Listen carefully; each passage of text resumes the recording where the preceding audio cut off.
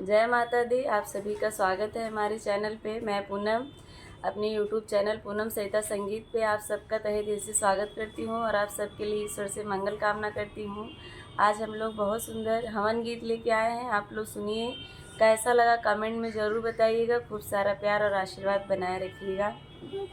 अंगना में आए बाहर हो जब होवे हवनिया, अंगना में आए बाहर हो जब होवे हवनिया, स्वाहा स्वाहा गूंजे आसमान हो जब होवे हवनिया, स्वाहा स्वाहा गूंजे आसमान हो जब होवे हवनिया।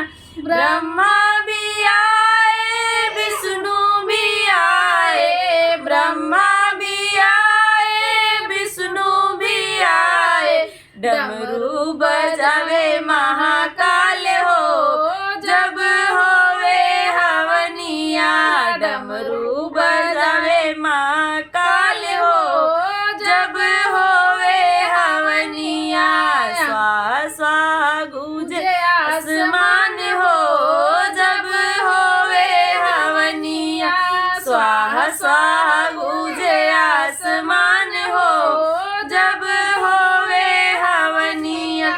राम भी आए लक्ष्मण भी आए, राम भी आए लक्ष्मण भी आए, हनुमत बजाए हड़ताल हो जब होवे हवनिया, हनुमत बजाए हड़ताल हो जब होवे हवनिया, स्वाहा स्वाहा गूंजे आसमान हो जब होवे हवनिया, स्वाहा स्वाहा गूंजे आसमान हो जब होवे हवनिया।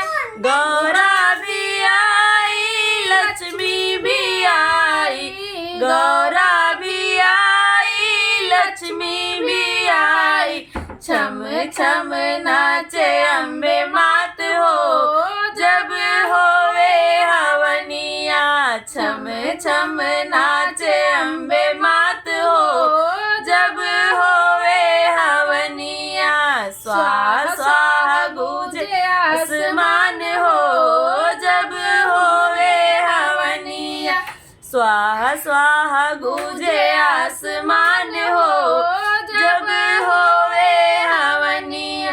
रिद्धि भी आई सिद्धि भी आई, रिद्धि भी आई सिद्धि भी आई, संग में आए गौरा के लाल हो जब होवे हवनिया, संग में आए गौरा के लाल हो जब होवे हवनिया, स्वाहा स्वाहा गूंजे आसमान हो जब होवे हवनिया, स्वाहा स्वाहा गूंजे आसमान हो जब होवे हवनिया। देवता भी आए इंद्र भी आए, देवता भी आए इंद्र भी आए, नारद बजाए खड़ताल हो जब होवे हवनिया, नारद बजाए खड़ताल हो जब होवे हवनिया, स्वाहा स्वाहा गूंजे आसमान हो जब होवे हवनिया, स्वाहा स्वाहा गूंजे आसमान हो जब होवे हवनिया।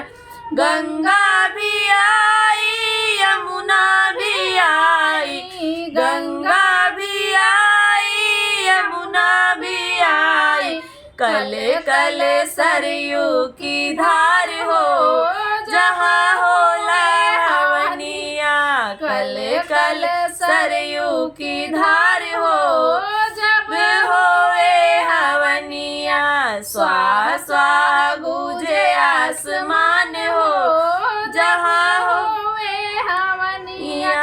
चंदा भी